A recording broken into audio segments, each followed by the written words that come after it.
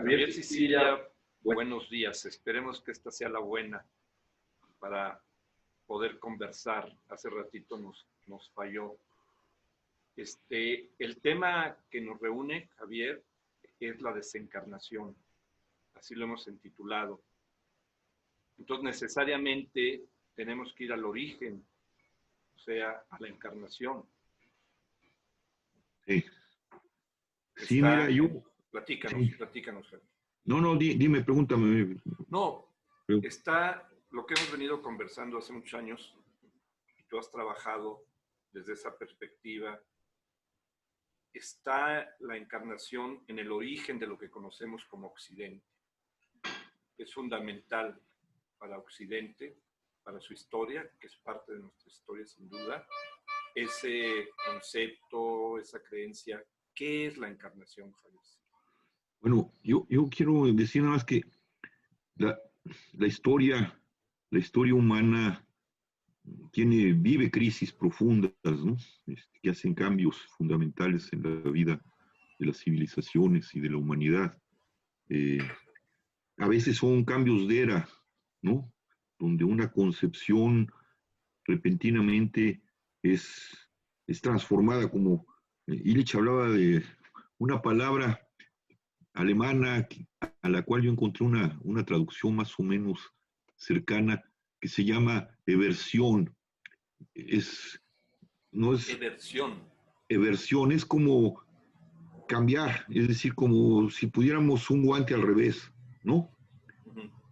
¿Sí? Repentinamente se pone el guante al revés en la historia, ¿no? Hay un cambio que el equivalente como una imagen sería voltear un guante al revés, ¿no? Voltear las cosas. ¿Mandé? Voltear las cosas. Las cosas, pero de un fondo profundo, de repente sale eso que estaba del otro lado. Y yo creo que el cristianismo, la encarnación, la idea de la encarnación, independientemente de la fe, ¿no? La fe es un saber de otro orden, pero hablemoslo como idea, esa idea que surge y que marca el calendario en el que vivimos, 2020, es la fecha a partir de la cual el fenómeno o la idea de la encarnación aparece en la historia, ¿no? Es decir, todavía hay culturas como los judíos, ¿no? O los árabes que datan, pues los judíos datan desde Moisés, ¿no? Si no me equivoco. Los árabes, no sé si desde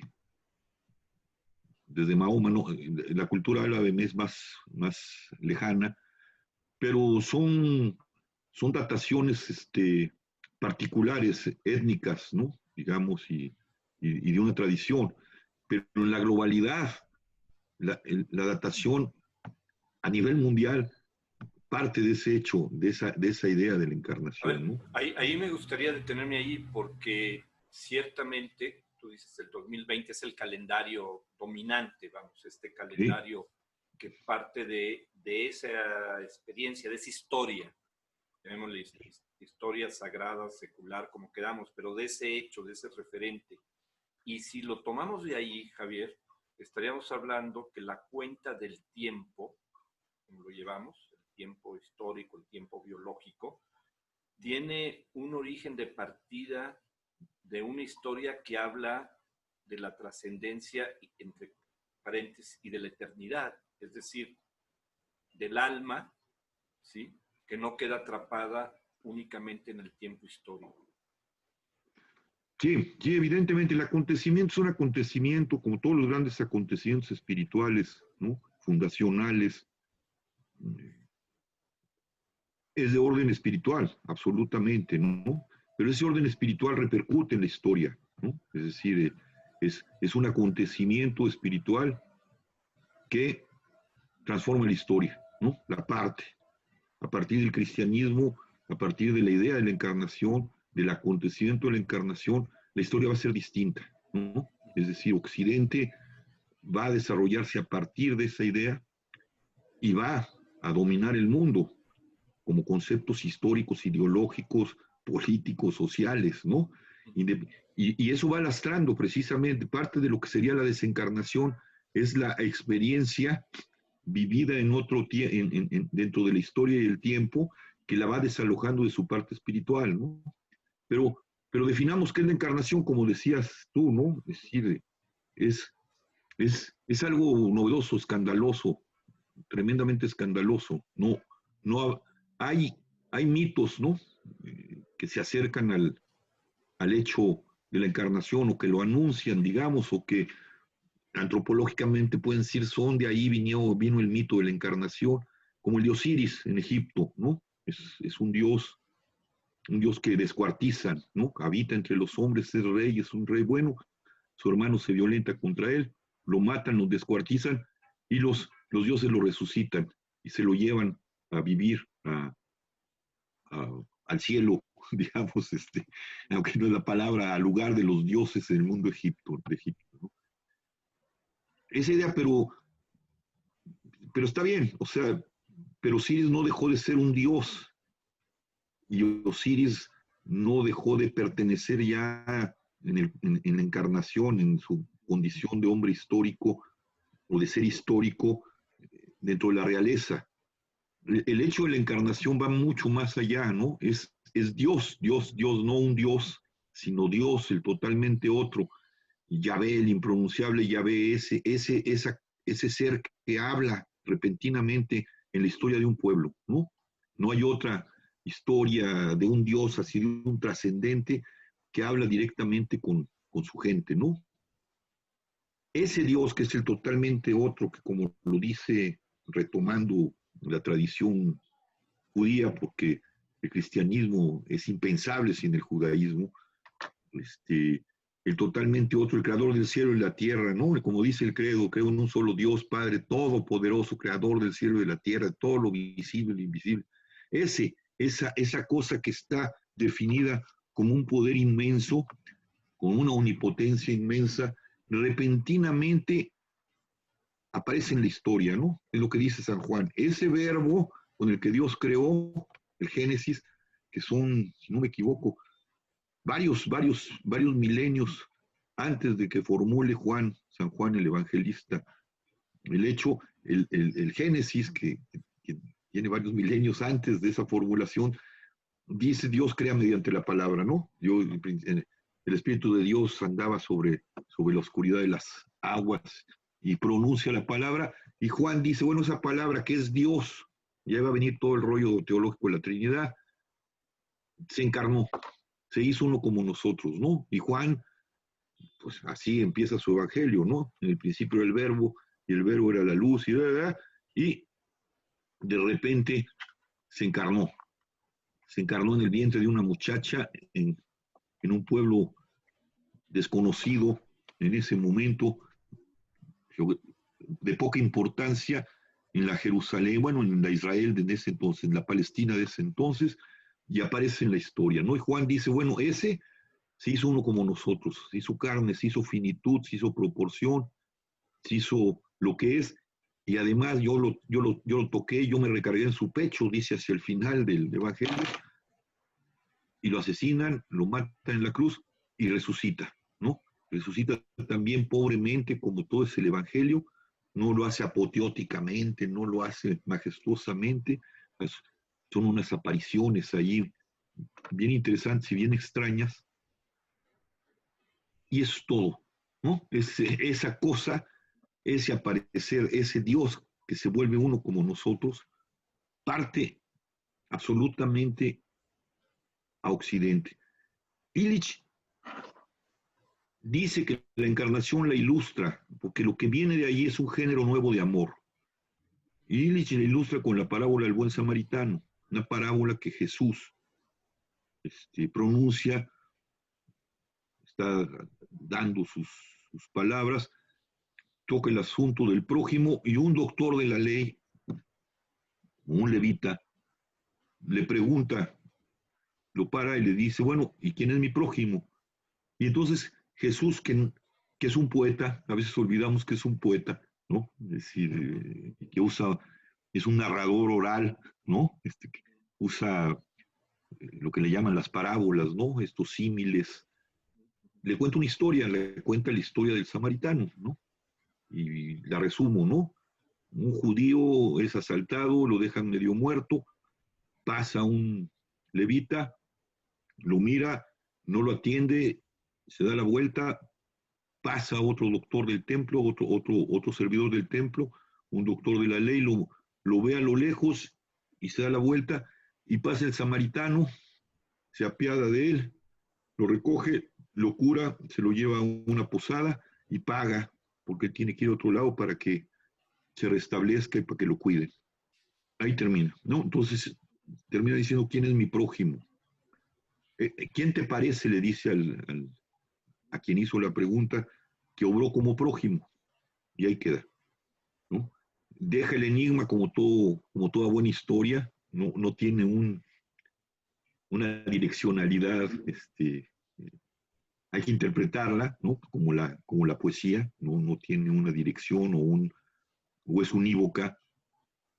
Y termina, pero bueno, lo que está diciendo, ilustrando Jesús en ese momento, es que el enemigo, porque hay que entender el fondo de la parábola, ¿no?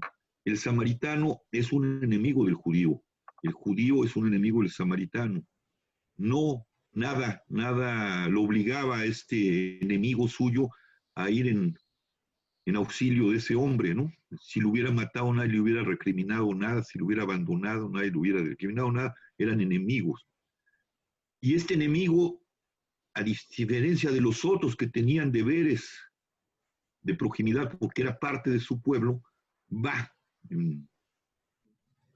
al encuentro de su enemigo y lo recoge, lo sana. Para entenderlo, para entender el escándalo, lo escandaloso de la parábola, habría que entender que la idea del prójimo, que podríamos decir, bueno, pues ahí empieza la proximidad, era una idea de hospitalidad, ¿no? Las naciones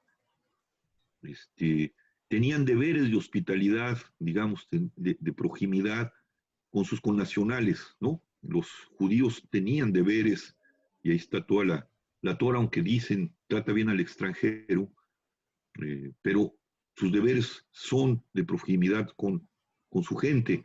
No, y para entenderlo, porque siempre pensamos el pasado con categorías modernas, para entenderlo había que pensar que no era, ser de una nación no era un asunto jurídico, era casi un asunto carnal. La nación era un vientre, ¿no? Una patria, una matria, digamos, ¿no?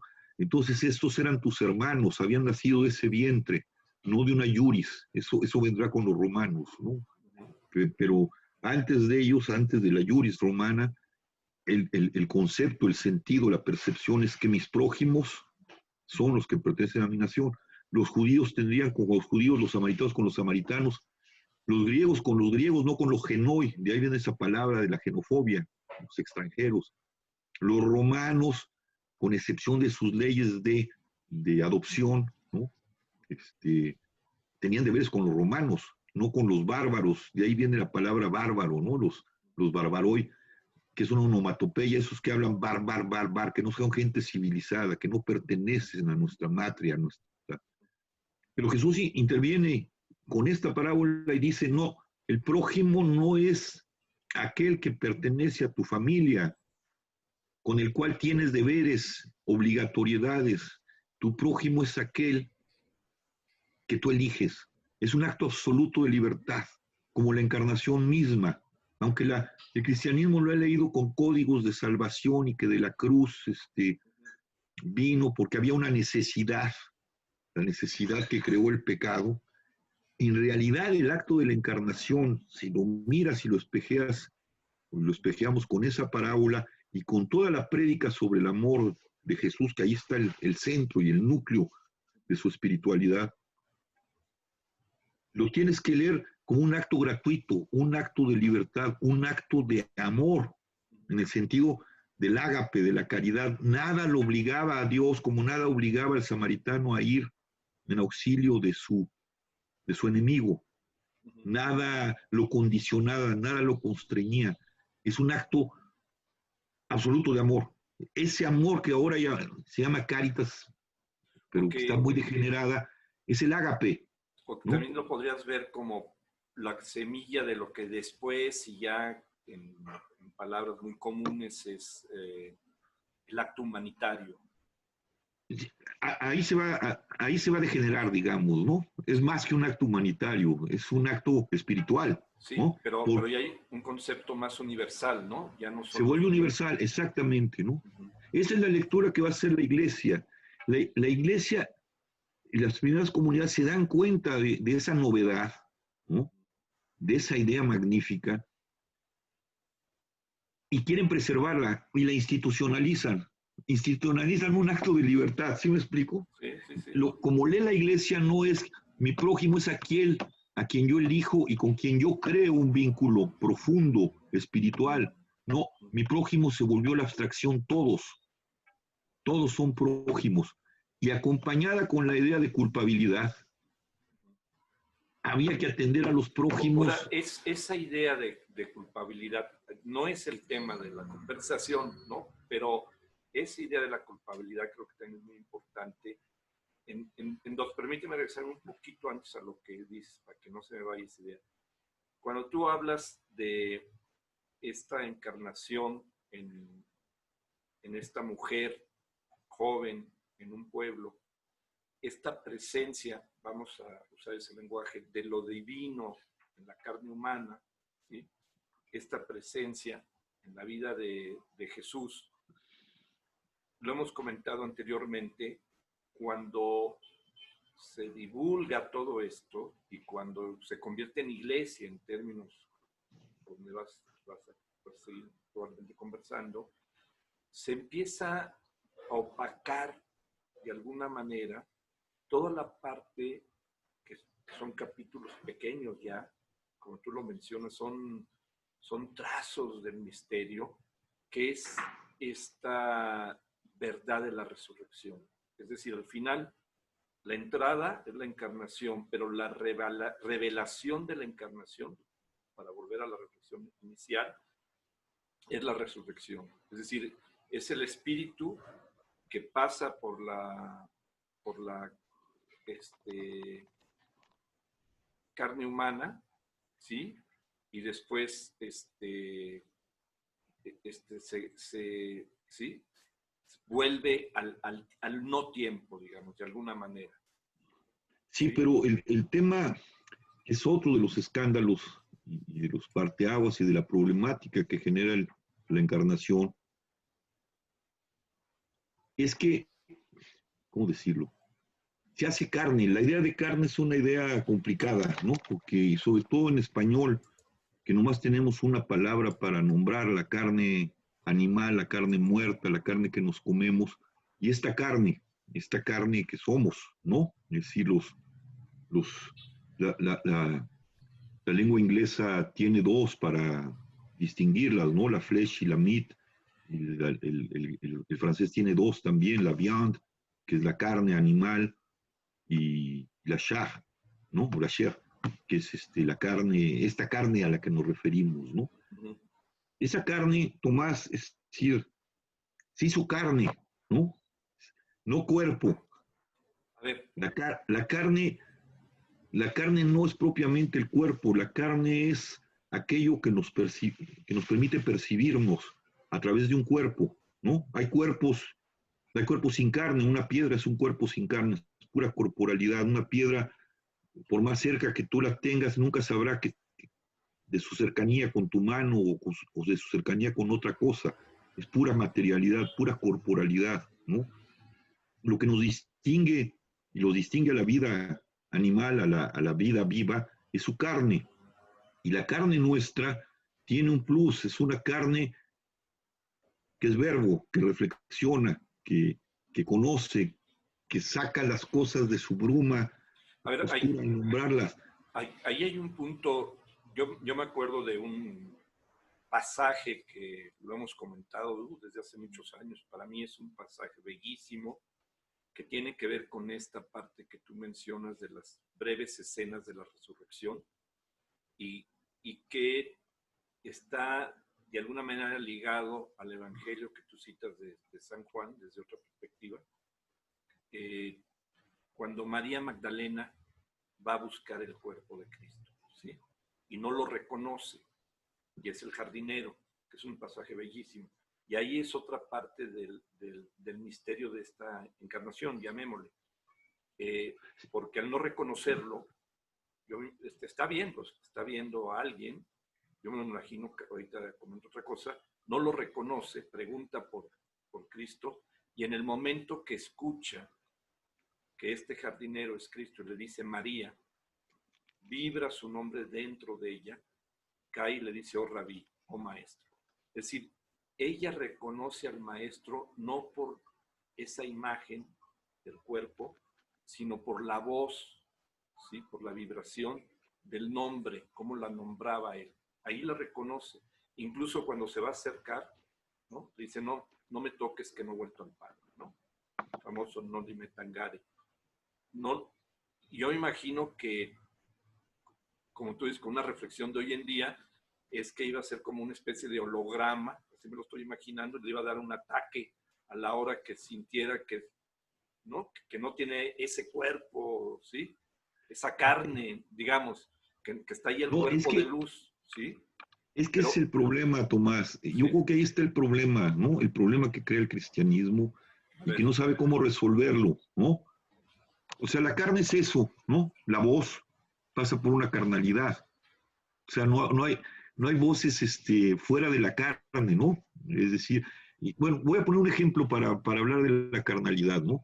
Yo te miro y tú me estás mirando, independientemente, ya llegaremos a la pantalla y a lo que estamos, a nuestra aparición en las pantallas, que tiene que ver con esto, ¿no? Con cómo se fue elaborando el tema de la resurrección. Tú me miras como un cuerpo y yo te miro como un cuerpo, pero yo no me miro a mí mismo, ni tú te miras a ti mismo como un cuerpo. Te percibes como una carne. No sé si me explico. Sí, es una imagen que se está No, ni siquiera tienes una imagen, tienes una experiencia de ti. Yo veo tu cuerpo y te recibo ese cuerpo en mi carne. Sí. Y tu carnalidad propia, eso que está y que aparece a través de tu cuerpo, me toca mi carnalidad. Es decir, somos tan carne en nuestra propia experiencia que cuando nos vemos en un espejo nos vemos raro, ¿no? Y estamos peinándonos, tratamos de conformar ese cuerpo que vemos a la percepción que tiene nuestra carne de nosotros mismos. O cuando escuchas tu voz en una grabadora, no la reconoces, te parece extraña, porque no la estás oyendo, tu voz no la oyes, mi voz yo no la oigo, la percibo, oigo tu voz, ¿sí? Esa es la carnalidad, esa cosa fina. Y esa cosa fina, esa cosa de carne, esa cosa que baja, a la cual baja el totalmente otro y se hace eso, genera un problema, porque antiguamente, y esta es la tradición de todo Oriente, ¿no? Incluso pues no del judaísmo, porque es impensable la resurrección de la carne sin el judaísmo, pero casi todas las tradiciones orientales son dualistas, alma-cuerpo. Entonces el cuerpo y la carne no existe, ¿no? O es corporalidad soma o es alma, algo intangible, ¿no? Que se desprende y que ocupa un cuerpo. El que se dice no, y el problema de esa resurrección es eso. Lo que aparece frente a María es un ser de carne y hueso, porque en otros pasajes donde se aparece está guisando, ¿no? Está haciendo un pescado y está esperando a los discípulos a la orilla del mar de Galilea, ¿no? En otro momento aparece con sus llagas, ¿no? Cuando Tomás dice, es que vino acá, estuvo aquí con nosotros, dice, no, yo no les creo hasta que no toque sus llagas. Se aparece, se quita, está entre los discípulos, se quita y dice, aquí estoy, ¿no? Esa carnalidad que aparece en un cuerpo igual y a la vez distinto, es un problemón. Es un problemón que generó muchas discusiones teológicas y sigue generando discusiones teológicas. ¿Qué es ese cuerpo? ¿Qué es esa carne resucitada? Porque ese es el tema de la fe. Digo, ahorita, frente a la problemática que plantea esto, hay dos credos. El credo que hoy se dice es, creo en la resurrección de los muertos, pero el credo más antiguo, el que le llaman apostólico, dice, creo en la resurrección de la carne. ¿Qué? ¿No? Ahí a ver si te entiendo. Ahí creo que el tema complicado, y lo planteaste al principio, es la misma palabra, el mismo concepto de carne, ¿sí? Sobre todo en nuestro español, ¿sí? Es decir, lo vuelve complicado entender esta parte de la presencia del espíritu, ¿sí? Del espíritu, su presencia en el mundo de la historia. En este caso, lo sabes, uno está explorando, yo usaría otro concepto, está explorando, no digo que sea lo mismo, pero esta parte de la interioridad, ¿sí? Es decir, esa interioridad siempre presente y que tal vez, y lo dejo ahí como reflexión, tal vez tú hablabas de Oriente y de otras tradiciones, tal vez, y no sé en términos cristianos, no, desconozco, pero ahí me gustaría decir, está la mente, que también es un concepto complicado, ¿no? Es decir, el mismo de la mente, ¿sí? Es decir, es un concepto que para Occidente puede ser tardío, es decir, puede ser siglo XIX y XX, que empieza a trabajarse, pero para Oriente, con otros lenguajes, ya estaba allí, ¿sí? Es decir, estaba como un espacio, ¿no? De un orden donde lo exterior y lo interior y donde lo atemporal y lo temporal se fusionan. ¿Sí me explico? Sí. El tema es que el tema del cristianismo es que eso es una unidad. Interior y exterior son... Pero digamos, curiosamente la tradición católica que viene de sus orígenes es la gran separadora del cuerpo y de la mente, es la que empieza a, ¿sí? Bueno, es el mundo griego, Tomás, ¿no? Es Platón. Pero eso está enclavado en tradiciones orientales, ¿no? El alma, ¿no? Lo que van a llamar el alma, que es lo que se desprende del cuerpo cuando mueres, ¿no? Es decir, pero cualquier categoría, llámese mente, lo puedes decir, es una unidad, llámese mente, digo, desde, como yo lo veo, desde el problema que plantea el cristianismo, la encarnación, mente, sensaciones, lenguaje, lengua, interioridad, es un fenómeno de la carne, ¿sí? Es es el problema, ¿no? Es decir, ¿qué tenemos frente a la resurrección? ¿Tenemos un holograma? No. ¿Tenemos un fantasma? No. Tenemos una carne con un cuerpo distinto. Ahí entran dos elementos.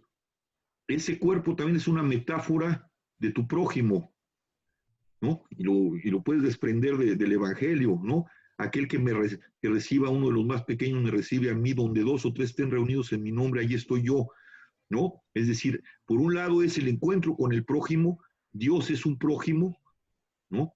Y por otro lado, ese Jesús es también una carne propia, particular. A ver, ahí me gustaría que volvieras al principio cuando empezaste a hablar, porque me sigue haciendo, no ruido, pero sí preocupación este concepto de carne. Cuando decías, ¿cómo lo pronuncian en el francés o en el inglés? La chair, la flèche, y la palabra griega que se usa para la encarnación se llama ensarcosis, sarx, la sarx, que es la carne, contra trófimo. Trófimo en griego es la comida, la carne animal que te comes, ¿no? Sarx, la ensarcosis, ¿no? Se hace carne. Y nosotros nos percibimos, no hay otra manera de ser en el tiempo, ni en la historia, que es la que habitamos, sin esa carne. Ese es el tema, ¿no? No es el alma. la tradición después, porque trató de entender el fenómeno y usa las categorías griegas, que era el pensamiento, digamos, la lengua más avanzada en la reflexión, y lo que hace es deselenizarla, ¿no? Y eso generó muchos problemas. Por ejemplo, la palabra persona creó precisamente eso frente al problema de la encarnación. La persona en griego antiguo es la máscara, ¿no? Es la máscara que se pone el actor griego para asumir una representación, ¿no? Y eso generó grandes discusiones teológicas con los padres de la iglesia, entre los padres de la iglesia y lo que después se llamaron herejías, porque había gente que decía, pues no es una especie de holograma, es una máscara, no hubo tal encarnación, no se hizo carne. Yo recuerdo Tertuliano en una carta durísima, no me acuerdo, contra uno de ellos, ahorita no recuerdo su nombre, le dice, allí cabrón, ¿sí? Allí. ¿Dónde? En ese vientre, entre humores, fluidos, en ese vientre de esa muchacha, eso es Dios. Eso genera en esa experiencia, diríamos hoy, biológica.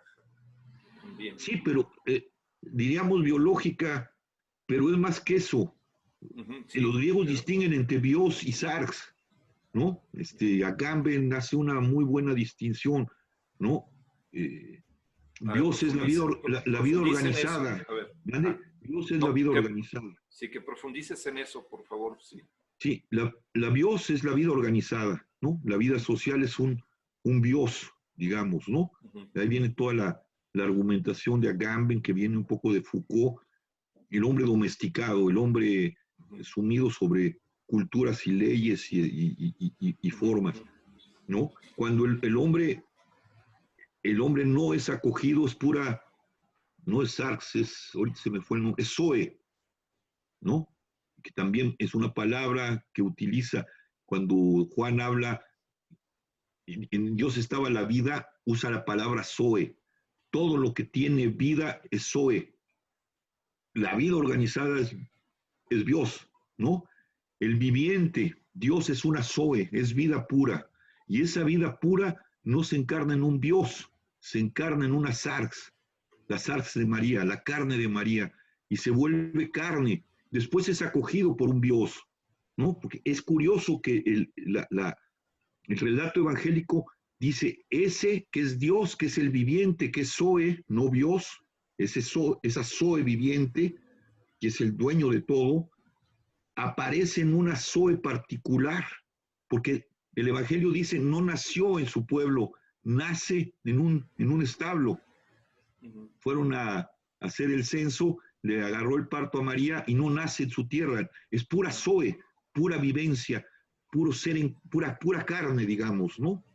Después va a ser cuando regrese a su pueblo, cuando crezca, va a ser una zoe dentro de un Dios. ¿Cuál? El Dios judío, el Dios hebreo, en el que se va a reelaborar la vida de este ser magnífico, y después la van a retomar con el lenguaje griego los evangelistas, ¿no? Porque a diferencia del mundo hebreo, que está escrito en la lengua hebrea, el evangelio está escrito primeramente en griego.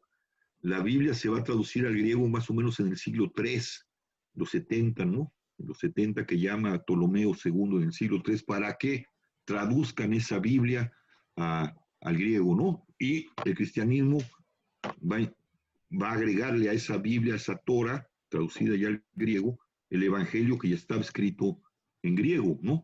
Pero el tema de la encarnación es eso, es vida zoe pura, encarnada en una sarx. Y esa sarx vive como nosotros, muere como nosotros, y en peor condición muere como un criminal de derecho común, y resucita esa sarx. Y esa sarx nos muestra, resucitada, nos muestra la idea del prójimo porque no lo reconoce María, y la idea de la propiedad propia de la carne de Jesús, ¿no? La voz, nadie decía María como esa carne llamada Jesús. No sé si me explico. Eso genera un problema. Por eso para los primeros discípulos no era ningún problema el tema del asunto no era de qué calidad era la carne, el tema del asunto era la revelación de ese amor abierto, de ese hueco, de ese vacío que en la carne acoge todo, o todo lo que abarca su carne, y es donación pura. Pero el problema después dijo, ¿y cómo es esa carne? Y ahí empieza el problema. Y entonces empieza, ¿cómo es esa carne resucitada? Ah, no, pues es un alma que... Claro, pero ahí es vamos, el mensaje fundamental. Siempre platicamos muchas veces, incluso los evangelios y todo, aunque en términos de páginas o de palabras sea menor, es la resurrección. Es decir, no, es la encarnación y la resurrección. También claro, es una unidad. Claro, es como... No puedes quitar la encarnación de la cruz y de la resurrección, ¿no? No son cosas separadas. No lo estoy quitando, no. Pero la resurrección es la que le da el lugar, ¿sí? O sea, la fe nace allí también, ¿sí? No, claro. Es decir, nace todos los simbolismos, el Jueves Santo, el compartir el cuerpo, etcétera. Está hablando de una trascendencia muy profunda, una trascendencia que ya se sale a lo que yo llamaría, no es el concepto correcto muy probablemente, pero me ayuda a tratar de entenderlo. Está en una experiencia que paradójicamente ya es ahistórica, ¿sí? Es decir, desde el momento en que comparte el pan como el cuerpo simbólicamente, está hablando de una trascendencia, ¿sí? Y ahí no sé cómo juega este elemento la carne, pero está hablando de una trascendencia, es decir, y está hablando de un acto, de una experiencia de fe también, en esos elementos simbólicos, que bueno, se vuelven simbólicos de la tradición cristiana, y por eso son fundamentales, ¿no? En esos términos. Y ahí yo te decía, cuando el título, yo creo que vamos a tener que hacer 2 pláticas mínimo, 2 conversaciones, a ver si por lo menos nosotros nos soportamos, ¿sí? La cuestión de la desencarnación, es decir, qué es lo que tú estás reflexionando con otros, hemos entendido que Iván Illich o otros que han antecedido, católicos, cristianos, están discutiendo este mundo que ya no le podemos llamar de la modernidad, yo le llamo de la hipertecnología, etcétera. Esta cuestión de la desencarnación, es decir, que suena en una primera lectura, no digo que el cristianismo se haya terminado, ni mucho menos, pero suena como a esta palabra o esta metáfora que tú iniciaste en la conversación del guante al revés. Sí, porque, bueno, Illich una palabra tremenda, que la toma de San Jerónimo creo que siglo IV más o menos, uno de los padres de la iglesia, que dice, la corrupción de lo mejor es lo peor. La corrupción de eso nuevo, de lo que hemos estado hablando, que llega al mundo, cuando se corrompe, genera un proceso de desencarnación, curiosamente, ¿no? Es decir, volvamos a la parábola del buen samaritano, ¿no? El tema es el amor. Y ese tema tiene que ver, lo va a retomar luego la tradición mística, que es la que guarda y va a salvaguardar de alguna forma todo el peso espiritual de esto del que estás hablando, esa caridad, ese amor que se llama ágape, para no usar la palabra latina, que está muy degenerada, muy corrompida, muy desencarnada, es un amor de donación, es un amor que nace del vacío. Eckhart va a hablar del vacío muy cercano a la tradición zen, digamos, del budismo zen, ¿no? A la pobreza, más allá de no en su categoría económica, sino en su categoría espiritual, el hueco, ¿no? Que permite que el ser de Dios, que es puro amor, se revele. Es de alguna manera también una gratuidad. Es una gratuidad, ¿no? Pero la iglesia lee eso no así, como ese acto de gratuidad, de libertad absoluta y de encuentro entre un yo y un tú, entre una carne y otra carne, ¿no? Como es la parábola del buen samaritano. Además, el propio Jesús, el propio Dios encarnado, no habla del amor, de la sustancia del amor, y su relación es también proporcional, es con unos cuantos prójimos, ¿no? Sus discípulos, pues la gente que se le acerca, y párale de contar, no hay más, ¿no? Bueno, el tema era el amor, y el tema es el hueco que permite el florecimiento de ese amor a través de la proporcionalidad de nuestra carne, de la finitud de nuestra carne. La iglesia lee la parábola no quién es mi prójimo, sino cómo debo comportarme con mi prójimo. Y dice, este amor hay que llevarlo a todos, ¿no? Porque Dios se hizo carne y se pone luego un énfasis muy fuerte en la cruz y dio su vida en la cruz por todos nosotros. Entonces empieza a construir un entramado que es casi todo lo... Hay que leerla desde ahí, toda la obra histórica, filosófica de Illich, porque es muy apofática, es decir, nunca da muy pocas veces las fuentes que tienen que ver con la encarnación, y crea las primeras instituciones, que van a ser las instituciones de servicio del Estado moderno, ¿no? Constantino se da cuenta en la crisis que vive el imperio que estos traen algo nuevo, que la iglesia trae algo nuevo, la vuelve imperial. ¿Por qué? Porque son los que van a ser las primeras casas para viudas, casas para extranjeros. Es decir, el problema que tenía el imperio políticamente y jurídicamente empieza a resolverlo el cristianismo porque abre este tipo de instituciones que eran inconcebibles en otras tradiciones, ¿no? Sobre todo en esta tradición, tanto en la tradición romana como en la tradición griega, que eran la hegemonía del mundo, ¿no? Del mundo conocido. Y entonces empieza a construir lo que más tarde la iglesia junto con el imperio van a ir desarrollando y que se van a desarrollar más con el Estado laico, que son las profesiones, que son las instituciones, que son, ¿no?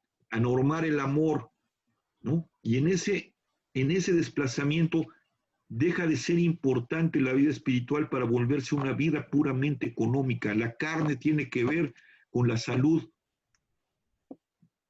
con el bienestar económico, con el bienestar físico, con el bienestar, ¿sí? Se va desalojando y va volviendo el acto de libertad un acto de dependencia. Los seres humanos nos volvemos dependientes de las instituciones. La primera institución de esa naturaleza es la propia iglesia, ya imperial.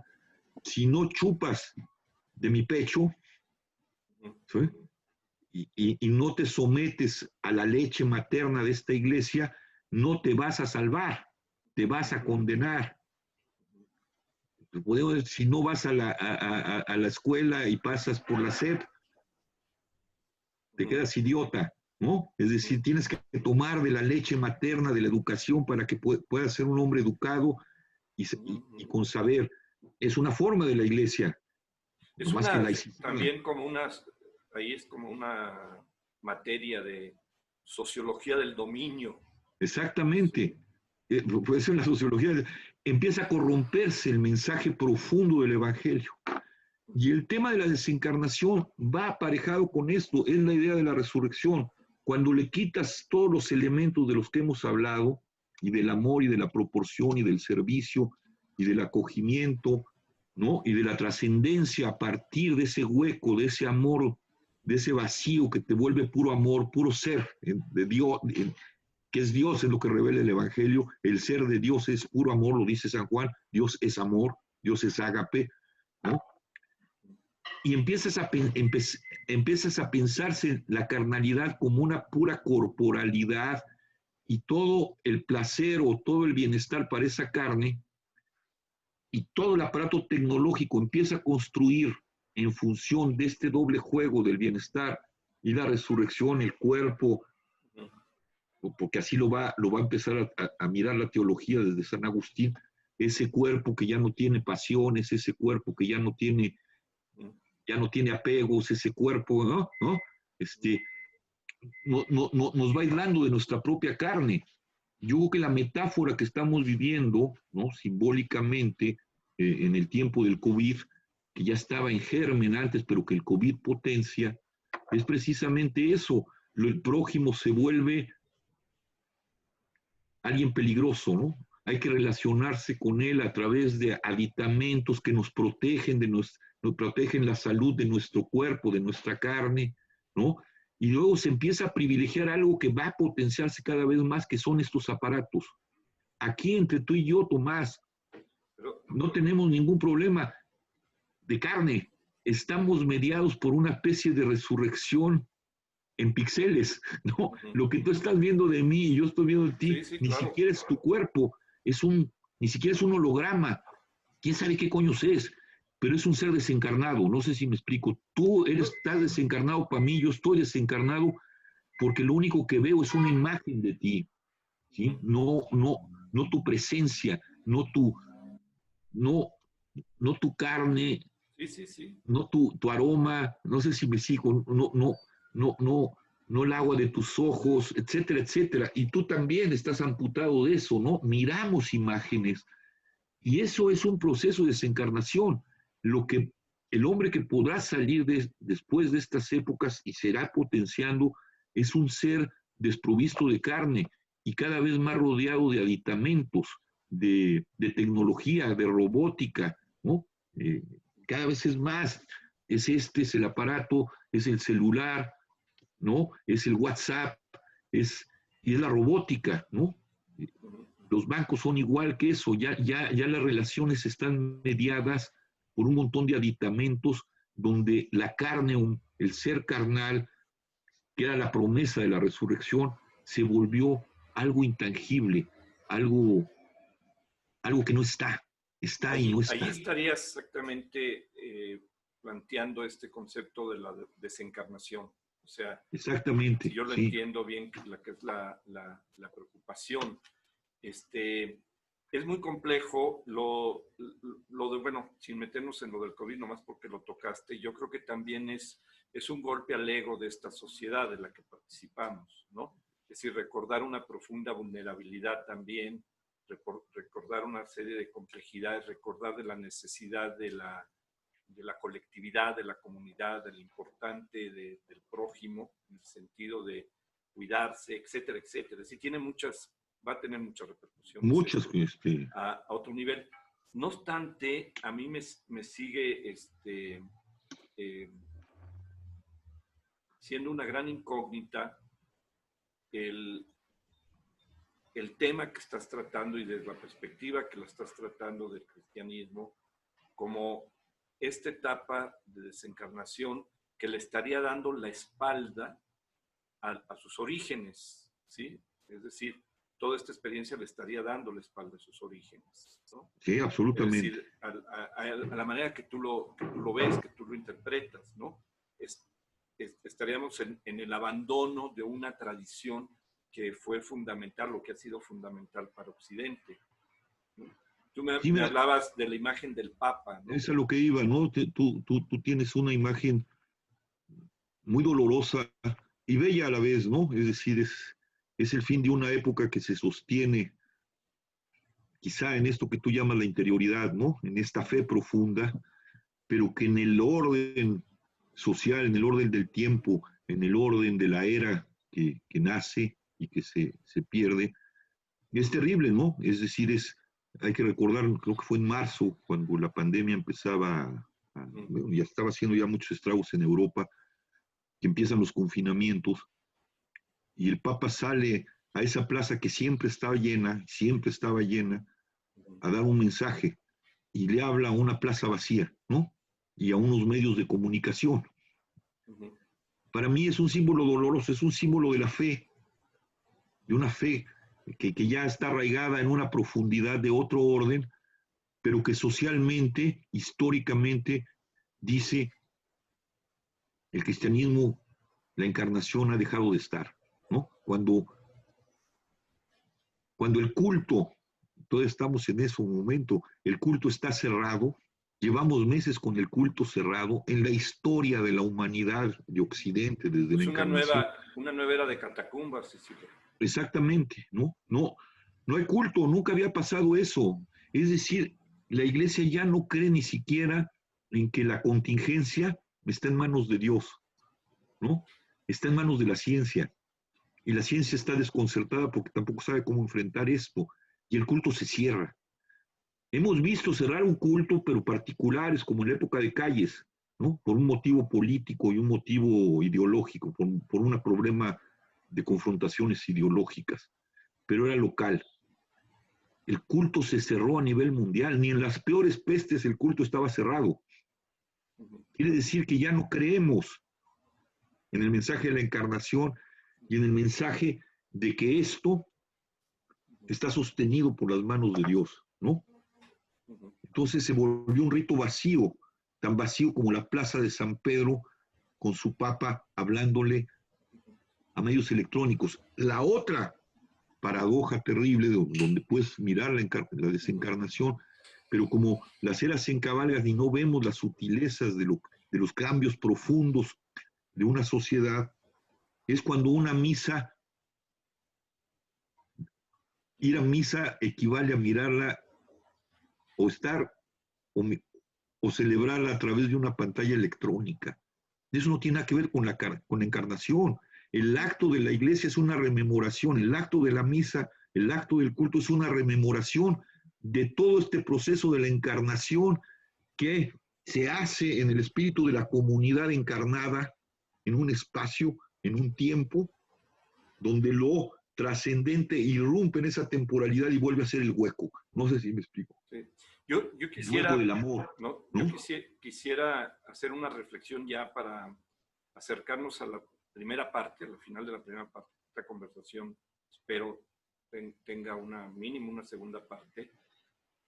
Pensar también que, porque de alguna manera estamos haciendo muchas actividades, millones están haciendo actividades de comunicación al final humana a través de los medios electrónicos. Es decir, ciertamente esta proyección de las imágenes es una modificación radical de las costumbres y de las formas del espacio y estamos reflexionando todos que a veces es más cansado trabajar así que con la presencia física que teníamos cuando hacíamos nuestros trabajos cotidianos, pero ahí está la experiencia humana, es decir, ahí está la experiencia humana, ¿sí? Y yo sigo insistiendo que probablemente lo que se ha desarticulado es el concepto tradicional de espacio y tiempo. Es decir, eso es lo que se movió ya desde hace rato por estos medios, por la velocidad, lo hemos platicado, por una serie de cuestiones. Y entonces la condición humana está sometida a estos grandes cambios que tú decías, a un momento de un impacto brutal. A mí me gustaría traer dos películas que lo habíamos comentado, que están basadas en libros de ciencia ficción, porque la literatura de ficción, Javier, yo creo que en la modernidad, sobre todo a partir del 19 y 20, se convierte también en un reemplazo de las profecías, ¿sí? Empiezan a ver este mundo que se viene. Y hay la 2001 Odisea del Espacio, que es la versión norteamericana, digamos, en donde ya se está viendo, ¿sí? Este cambio de era muy fuerte y donde se introduce la computadora, ¿sí? Toda la tecnología que empieza a desvirtuar o a modificar sustancialmente. Y deja planteado ahí el problema, no está resuelto.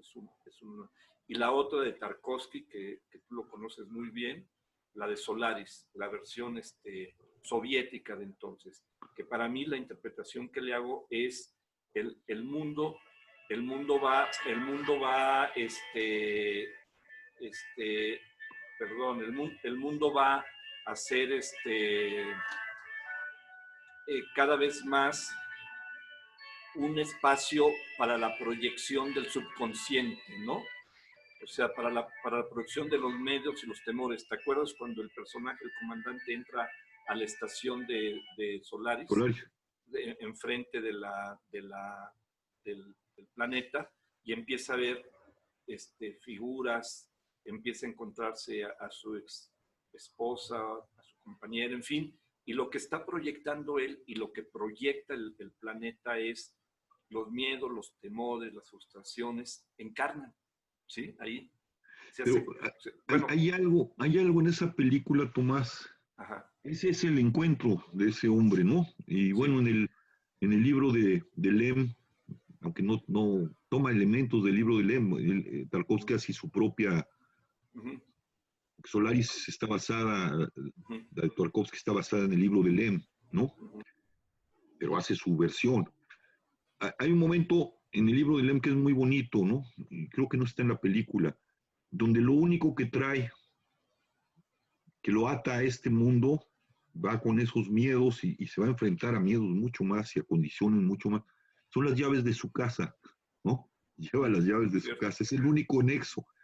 Pero en la película de Tarkovsky hay algo más, es el regreso uh-huh, a un mundo encarnado. Acuérdate que termina el personaje frente a su casa, una uh-huh, dasha, arrodillado, ¿sí? uh-huh, Es decir, el elemento, lo que yo interpreto de Tarkovsky allí es, esto no es lo nuestro, esto no es el mundo, no es el mundo de la encarnación. Yo regreso a él, trato de rescatarlo, ¿no? Es reconciliarse con su finitud, con su pequeñez y con en su mundo propio, la dasha, la tierra, la no, carne, pues. sí, no, ese círculo y el pensamiento religioso de Tarkovsky siempre Sí, estuvo siempre estuvo presente presente, en ¿no? sus Ahí está. películas, ¿no? Sí, No sí. las filtraba, bueno, no las evidenciaba más bien, Sí, era ¿no? muy místico en ese sentido. Yo soy ¿No? uno de los grandes místicos Pero del a lo que siglo voy XX. es como el mundo de hoy, del Twitter y del Internet,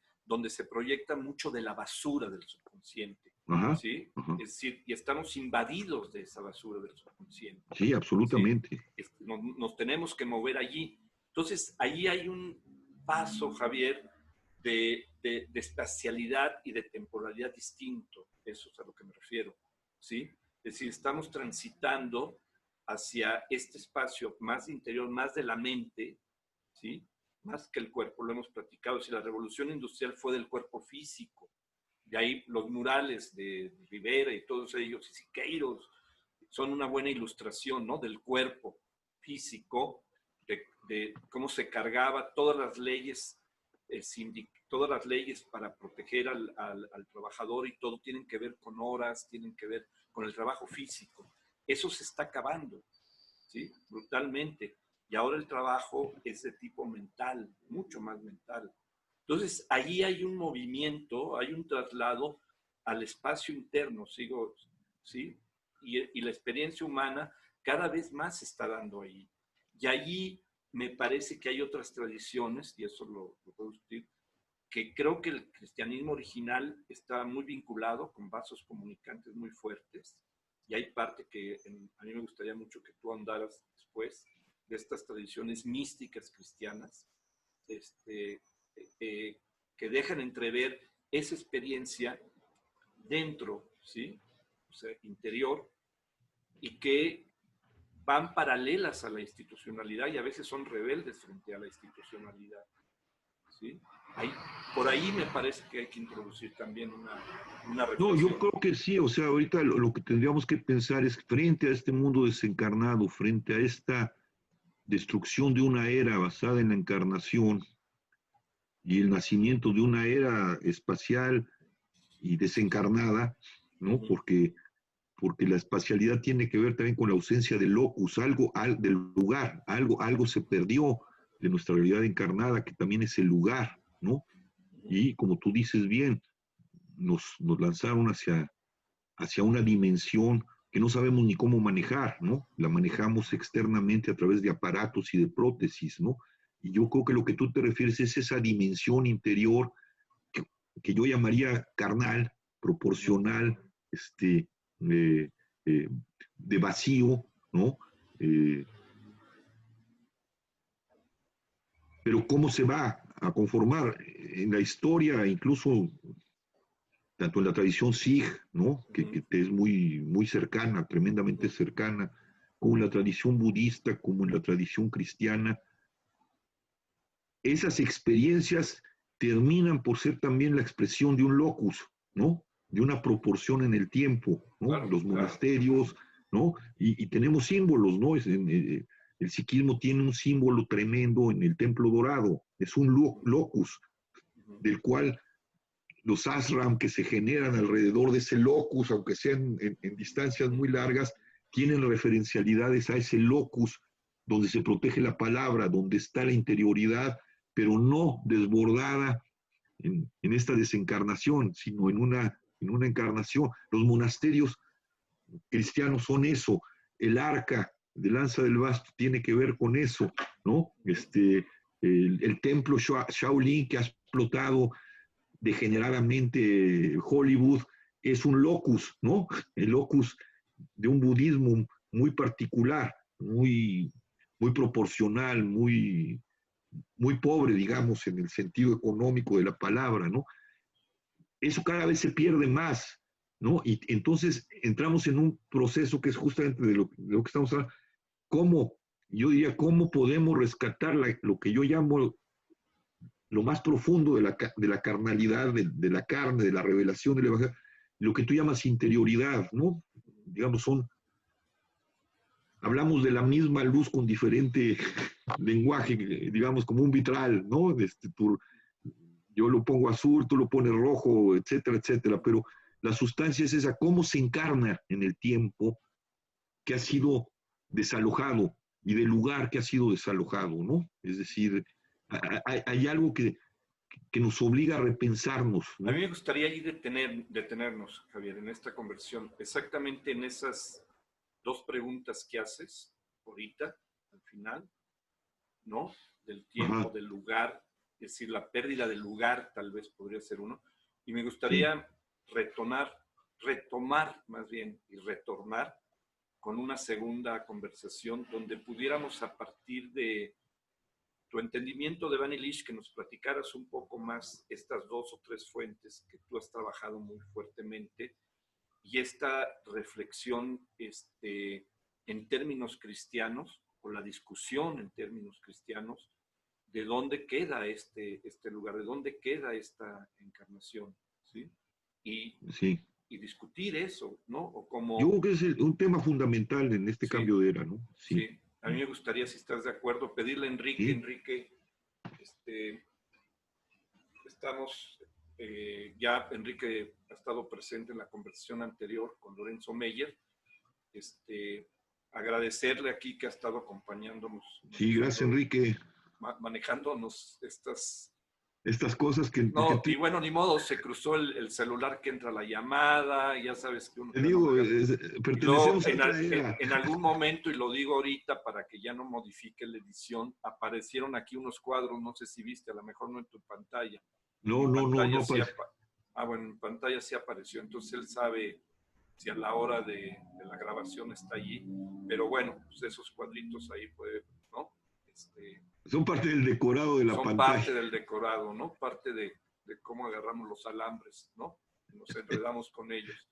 Y bueno, pues agradecerte mucho, Javier, y No, al contrario, Tomás, sí, gracias. y sí, venimos en una segunda encuentro, focalizándonos en eso, ya entrando porque la desencarnación, porque eso me quedé pensando, bueno, se llama desencarnación, pues vamos primero a la encarnación que prácticamente se ha llevado la gran parte de la plática, ¿no? Ajá, Y ajá. profundizar en esto que dices, ¿no? En esta preocupación desde tu tradición, desde tu ejercicio cristiano, nos estamos quedando sin Cristo, ¿no?